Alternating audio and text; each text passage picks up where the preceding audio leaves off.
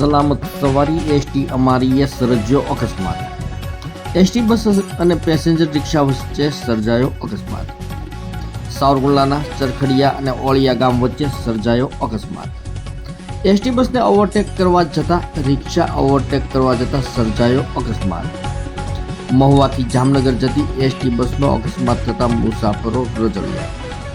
Passenger રિક્ષા state highway પર પલટી મારી ગઈ। રિક્ષામાં બેઠેલા 2 મુસાફરોને થઈ સામાન્ય ઈજાઓ। ઈજાગ્રસ્તોને ખાનગી વાહનોમાં સારવારમાં ખસેડાયા।